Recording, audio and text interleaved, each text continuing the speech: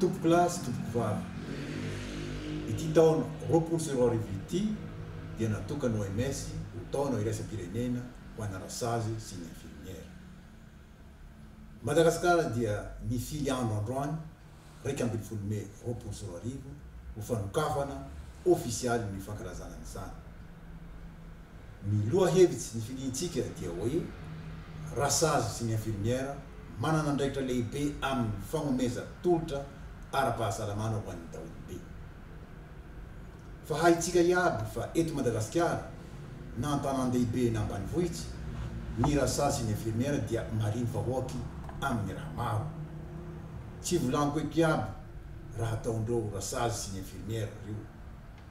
Haitsika soa fa olo reo manoka ny fiaignandreo hitsabo. Eo reo amin'ny fisoroha sy fitsaboarety mampiteraky ary magnampy dokotera mpandidy koa reo olo reo. Mbo reo avao koa namatsika mialy amin'ny arety mahafaty toy ny tazomo, ny valan'aretina coronavirus sy ny peste. Ohatsy avao zay. Misaotra bevata andreo tsika. Misaotsy tsy makahery andreo koa satria tsy mora ny asa fitsaboa. Hitondra ny fandidy teto Madagasikara dia nagnome lanja ny fampianara sy fagnofara rasazy sy ny infirmiera ary izay amperinasa amindreo ka nahazo fanofarana manokana dia mampianatsy ny zandrindreo baka afara. Misy eto Madagasikara ny ho lavitry ny rasazy sy ny infirmiera. Misy koa ireo fikambana isan-tsokajiny magnambara zany ny antokisiandreo. Fa izao volaniko aminareo iaby, mbo maro ny ezaky ataontsika miaraky ary ny fiarahantsika iaby no hagnatsara ny fahasalamam-bahoaky. Marina tokoa fa mbo mila ampitomboy ny isan'ny rasazy sy ny infirmiera eto Madagasikara, indrindra ireo hiasa agny ambanivohitsy agny.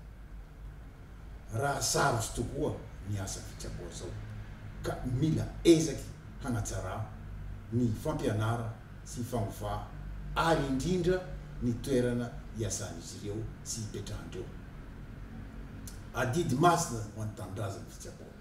Aoka isika mendriky ary tsy hanao kolikoly na hangala vola tsara-drary na marary. Hamarahako teniko dia ny fisaoran'ny rasazy sy ny infirmiera. Isaorako koa ny mpiasa fahasalamana rehetra maneny ranonosy, miasa mafy isan'andro, mikarakara ny vahoaky indrindra amin'izao fotoana mampisy ny valaretina coronavirus izao. Ambarako fa misokatsy amin'ny fomba ofisialy ny fankalaza ny tao iraisam-pirenena ho an'ny rasazy sy ny infirmiera eto Madagasikara. Misaotra tompoko lahy, mankasitraka.